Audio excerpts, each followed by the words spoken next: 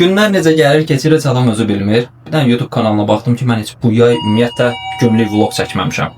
Hərçənd ki, avqustun ortasıdır, ancaq icmal videolarımız olub. Ona görə bugün istədim sizlər üçün bir günlük vlog çəkim. Amma biraz fərqli tərzdə günlük vlog olacaq. Bu daha çox elektromobilə keçmək istəyənlər və yaxud da yeni elektromobil alanları maraqlandıracaq. Çünki enerji doldurma stansiyaları ilə bağlı bir maraqlı vlog çəkmək istəyirəm sizlər üçün. Maşınımız buradadır, zaryadkamız var. Mənim özümün burada adapterim var. 2 dənə 32'lik qoruyucudur. Adapter özü 11 kW-lıq adapterdir. Amma mən bunu 7 kW-a qədər istifadə edirəm. Mənim qarajımın ayrıca çıxarışı var və çıxarış əsasında da texniki şərt almışam və o əsasda da quraşdırma olunub. Maşınımız da burada. Maşınımızın deməli 50% enerjisi var. Göstərim sizə. 51% ona görə saxlamışam ki, bugünkü vlogda sizlər üçün həm EDM-ləri göstərim, həm proqramları göstərim və ən əsas məsələ ən ucuz və ən bahalı EDM-lər, hətta ən keyfiyyətli və ən keyfiyyətsiz EDM-lər hansılarsa, bunların hər birini bu videoda sizlərə izah eləyəcəm. Getdik. Bu videonu benzin avtomobil sürənlər üçün, elektromobilə yeni keçmək istəyənlər üçün çəkirəm. Hətta Naxçıvanda da artıq EDM-lərimiz var. Biz Azərşıq stansiyalarından maksimum 80 kW götürə bilirik. Deyirdim ki, indi də 60'a düşdü. Ən bahalı da deyirəm, yəni insanların gözündə belə kosmik bir rəqəm təsəvvürünə gətirməz. Getdiyimiz EDM isə Azərbaycanın ən ucuz EDM-idir. Proqramları mən yükləmişəm.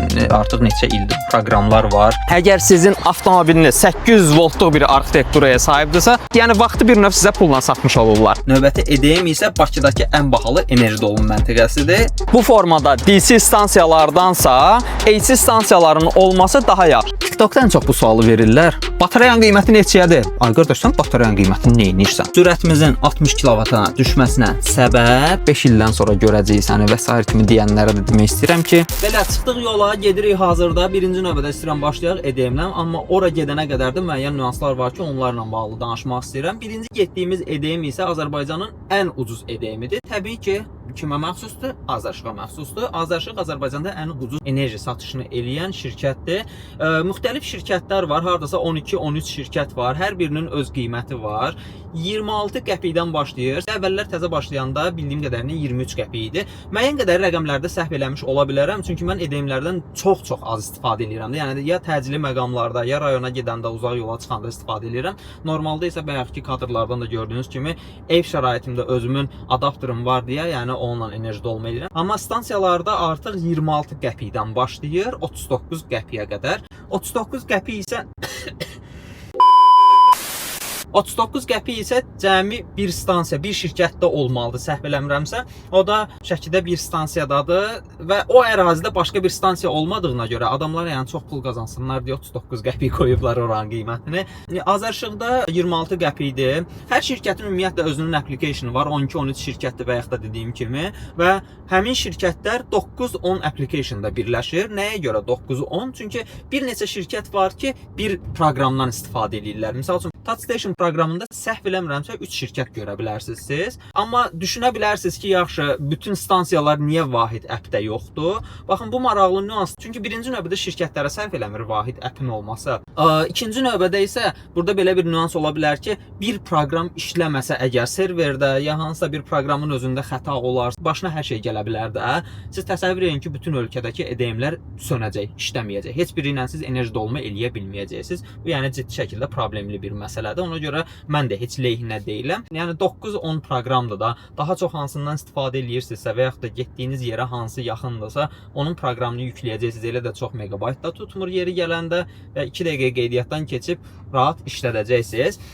Vahid app məsələsində isə beynəlxalq təcrübədə mən ümumiyyətlə İsveçrə səyahətimə baxanlar biləcək ki, İtaliya seriyasına baxsa səhv eləmirəmsə 4-cü seriyada orada tam ətraflı danışmışam və maraqlı bir nüansdır. Yəni bir çox məsələlər nəzərə alınsa təbii ki, vahid app yaxşı olar, amma yenə də mən hər şirkətin öz proqramı olmasının leyhinəyəm. Mənim bir vloqum var. Girib siz ona baxa bilərsiniz. Videonun bu hissəsində linki çıxardacağam. Rahat şəkildə baxa bilərsiniz orada. Orada yeni elektromobilə keçmək istəyənlər üçün bir maraqlı video çəkmişəm. Hansı nüanslar nəzərə alınır, necə hesablamalar eləyirsiniz, düsturlar və s. hansılarsa onları hər birini yəni orada görə bilərsiniz.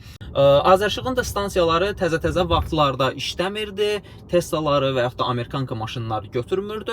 Amma ondan sonra biz onlarla birlikdə, onların bir mühəndisi var idi. Onunla birlikdə işlədikcə artıq gəldik, getdik dəfələrlə testlər və s. olundu və rahat şəkildə artıq işləyir. İndi gəlmişik həmin xaba, gəlin sizə göstərim. Deməli, mərkəzin qarşısındakı parkinqdir, ödənişli parkinqdir. Qiymətləri göstərim. 1 saata qədər 1 manat, 2 saata qədər 2 manat və bu formada da davam eləyir. Burada da çoxluqla Çin maşınlarıdır, amma Tesla da var təbii ki. Burada rahat bir yer tapaq, verək özümüzü ora. Bu stansiyalar əslində çox yaxşıdır. Düz tərəfə verdiyimi, çünki bizim maşının sol tərəfindədir portu.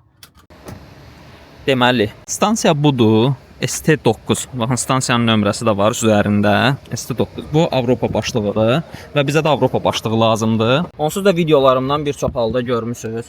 CCS2 keçirici. Kim bundan yəni əldə eləmək istəyirsə, aşağıda nömrə qeyd edəcəm. Deməli, birinci növbədə çıxarırıq bunu. CCS2-dir. Görürsüz, Avropa versiyasıdır. Birinci növbədə keçiricini keçiririk bura. Salam. Bu qədər sadə. Deməli, burada xüsusi bir nüans var. Tesla sürənlər üçün olan nüansda. Bu keçiricilərin hər birində burada belə bir düymə var. Bu keçirici maşında ola-ola və yaxud da bu port maşının üzərində ola-ola bu düymədən istifadə eləmək qətiyyən olmaz. Çünki bu siz maşının üzərində ola-ola istifadə etdikdə artıq orada elə bir növ qısa qapanma yaranır və avtomobilin qoruyucusuna problem yarada bilərsiniz. Çünki maşın Teslaların özündə portdan avtomobilə gedən xəttdə bir qoruyucu blok var, həmin bloku yandıra bilərsiniz. Bizim artıq stansiyada heç bir işimiz qalmır. Yalnızca bunu keçirmək və salam. Başqa yəni heç bir şey eləməyin. Bura yəni əlavə hansısa bir müdaxilə və s. eləməyə ehtiyac yoxdur. Kart yazılır, amma bizdə Azərbaycanda hələ bu kart aktiv deyil. İndi elə Avropa ölkələrində kartla EDM istifadə eləmək aktivləşir. Bizdə isə hələ ki aktiv deyil. Proqramdan quraşdırmanı izah edeyim sizə. Gəri Azərşıq proqramına. Proqram açıldı və stansiyaları göstərir. Ölkənin hər yerində stansiyaları göstərir. Bunu basırıq, bizim yerimizi yaxınlaşdırır. ST9. Baxaq, ST9. Görürsünüz burada stansiyanın nömrəsi və CCS2. Start veririk. Əvvəlcədən qeydiyyatım var idi, ona görə rahat. 6 manat çıxır. Siz nə qədər enerji dolumu eləyəcəksinizsə, yerdə belə deyək də zdaçı qalsa onu sizə geri qaytarır. Təbii ki 6 manatdan çox enerji dolumu eləsəz, növbəti 6 manatı da çıxır. Hər dəfə 6 manat, 6 manat, 6 manat bu formada çıxır və yerdə qalanı da sizə geri qaytarır. Azərşığın bir çox stansiyaları 120 kilovat olmasına baxmayaraq, proqramda da siz görəcəksiniz ki 120 kilovatdır, amma gördüyünüz kimi 79 kilovat, yəni 80 kilovat belə deyə bilərik. Yəni stansiyaların əslində 120 kilovat vermək gücü var. Amma bir çox stansiyalarda qızmalar olduğuna görə Azərşıq bu stansiyaların hər birində artıq limitlər tətbiq eləyib və 80 kilovata salıb, amperi aşağı salıb ki, qızmalar olmasın. Təbii ki, amper aşağı düşəndə də artıq kilovatımız aşağı düşür. Ona görə də biz Azərşıq stansiyalarından maksimum 80 kilovat götürə bilirik. Deyirdim ki, indi də 60-a düşdü. Əslində bu, yəni yalnız Azərbaycanda belə deyil. Çünki mən İsveçrə səyahətimdə də gördüm ki, bir çox ölkələrdə də bu kimi problemlər ola bilir. Ən çox da Türkiyədə. Sizə onu deyim ki, bizim stansiyalar, qiymətlər, ümumiyyətlə stansiyaların sürəti, işləməyi və s.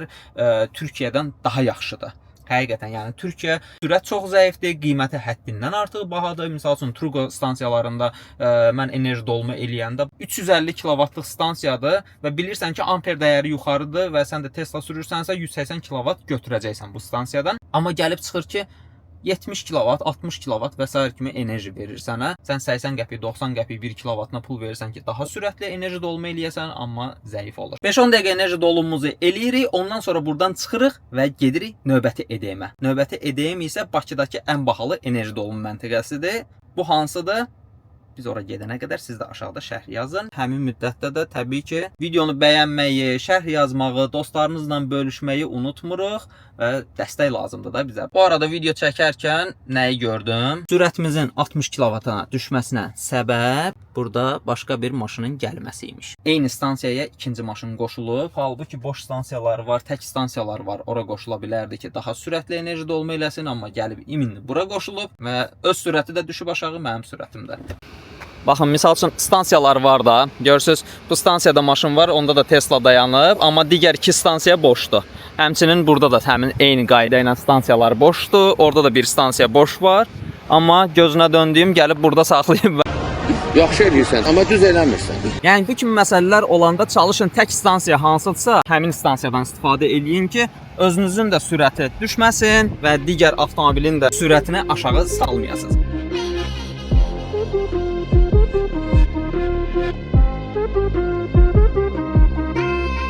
Deməli, Heydər Əliyev mərkəzinin qarşısında olan Azərşığın stansiyalarından çıxdıq artıq. Deməli, xərcimiz nə qədər çıxdı? 1 manat təbii ki, öz yerində bu parklanmaya olan xərcimizdir və 4 manat 77 qəpik 18 dəqiqəyə. Təbii ki, Azərşıq 120-lik stansiyaları 80 kW-a salmasaydı və digər sürücü, digər stansiyalar boş olmasına baxmayaraq gəlib bu stansiyaya avtomobilini qoşmasaydı, daha az vaxt gözləmiş olardı. İndi isə gedirik növbəti EDM-ə. Bu isə Bakıda olan ən bahalı EDM sayıla biləcək bir stansiyadır. Ən bahalı da deyirəm, yəni insanların gözündə belə kosmik bir rəqəm təsəvvürünə gətirməsin də, yəni 30 qəpikdir sadəcə olaraq. Bu 26 qəpikdir, digər stansiyalar isə 30 qəpikdir. Gedək baxaq görək onların stansiyalarında hansı formada biz enerji dolma eləyəcəksə. Proqramları mən yükləmişəm. Artıq neçə ildir bu proqramlar var. Şirkətlər iVoltdur, Charge.az-dır. Volt proqramı bu Azərşığın keçmiş stansiyaları bu proqramda idi. İndi bilmirəm burada nəsə qalıb ya yox. Touch Station-dır. 3 şirkətin EDM-ləri burdadır. e-Enerji, daha sonra Gofar'dır. Sigma'dır. Sigma Sokardakı EDM-lərdir. Tokazdır və Azərşıq Webdir. Amma bundan da əlavə bir Telegram botu var. Onun linkini mən aşağıda yerləşdirərəm. Bu Telegram botunu yaradıblar ki, biz bütün EDM-ləri vahid bir xəritədən görə bilək. Təbii ki, aktivləşdirmək, sessiyanı tamamlamaq və s. kimi prosedurlar olmur, amma mövcud vəziyyətini görə bilirik, xəritədə yerini yönləndirmə eləyə bilirik. Baxın, burada görürsünüz, ölkə ərazisindəki bütün stansiyaları göstərir. Hətta Naxçıvanda da artıq EDM-lərimiz var. Yəni bu Telegram botundan da istifadə eləyib siz EDM-lərin yerini görə bilərsiniz. Aşağıda, yəni açıqlamalar bölməsində onun linkini yerləşdirəcəm. Daxil olub yükləyin və rahat da istifadə edin.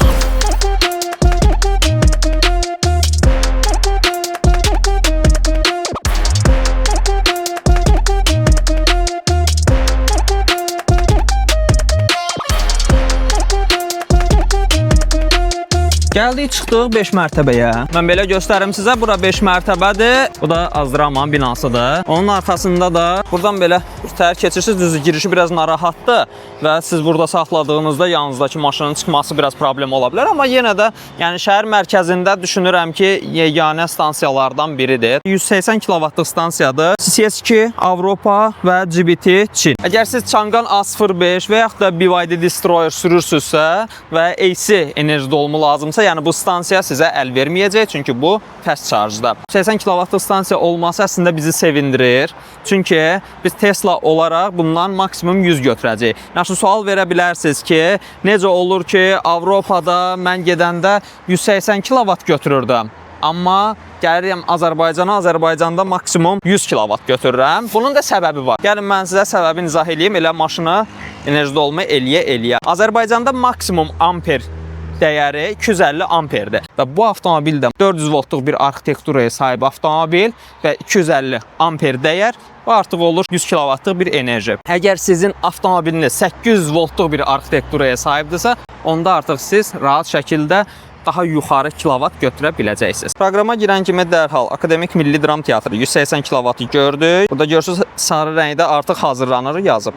Üstünə basırıq və xüsusi məqam. Şarj tamamlandıqdan 10 dəqiqə sonra hər dəqiqə üçün 10 qəpik zəbt etmə haqqı tutulacaq. Aktivləşdirmə onu sizə izah eləyəcəm. Hazırda düzdür, maşınımızda 71% enerji var. Ola bilər ki, biz heç 100 kW-da götürməyək, çünki 70%. Belə deyək də 80%-ə yaxınlaşdıqca enerji dəyəri düşür. Daha doğrusu 100%-ə yaxınlaşdıqca enerji dəyəri düşə bilir. Hazırda 62 kW və yəqin ki, qalxacaq bu. Zəbt etmə pulu odur ki, siz əgər maşınınızı saxlayıb belə getmisiniz harasa, görüşə getmisiniz tutalım və siz orada 2 saat, 3 saat görüşdə olacaqsınız. Ancaq maşınınız 20 dəqiqə, 25 dəqiqə enerji dolma eləyəcək. Enerji dolma eləyib bitirəndən sonra siz maşınınızı ərazidən çıxartmalısınız. Çünki sonra gələn insana da bir yer ayırmalısınız ki, o da öz avtomobilini enerji dolma eləsin. Əgər siz onu eləmirsinizsə, bu vəziyyətdə qalırsa, siz artıq bu stansiyanı zəbt eləmiş olursunuz. Ona görə də zəbt etmə pulu mütləq şəkildə hesablanmalıdır. Mən ona görə həmişə deyirəm ki, şəhər mərkəzlərində bu formada DC stansiyalardansa AC stansiyaların olması daha yaxşıdır. Misal üçün qarşıda qış parkı var. Qış parkının altında səhv eləmirəmsə 2000-2500 maşınlıq bir ərazi var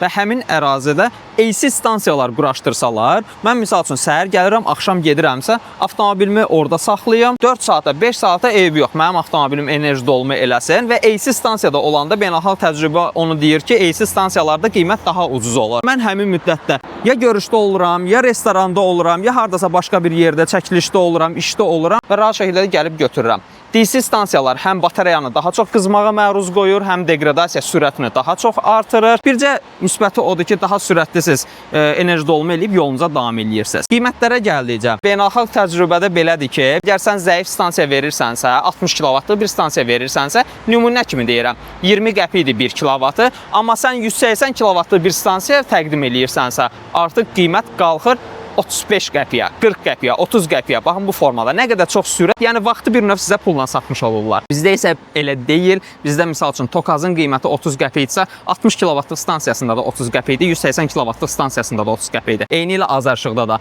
hamısında 26 qəpikdir. Adam deyir 120 kW-lıq sənə enerji verirəm, amma yenə də 26 qəpiyə və gedirsən ki, 80 kW-dan o tərəfə qalxmır. Hazırda dediyim kimi daha zəif enerji dolumu eləyir, yəni 64 kW-lıq, çünki bizim artıq 75%-imiz var, kondisioner işləyir, batareyalar isti vəziyyətdədir. Mən misal üçün bura gəlsəydim ki, 30%-lə, 40%-lə, onda yəni rahat şəkildə 100 kW-ı burada görmüş olacaqdım 64 kW əvəzinə. Bu videonu benzin avtomobil sürənlər üçün, elektromobilə yeni keçmək istəyənlər üçün çəkirəm. Ona görə yəni maksimum dərəcədə çalışıram ki, beynimdə qurum və ən sadə cümlələrlə izah eləyim. Düzdür, terminlərdən də çox istifadə eləmiş oldum, amma biz əgər elektromobil sürürüksə, bu kimi məcburiyyətimiz var. TikTokda ən çox bu sualı verirlər. Batareyanın qiyməti neçəyədir? Ay qardaş, sən batareyanın qiymətini nə edirsən? Niyə batareyanı dəyişməklə bağlı fikirləşməlisən ki?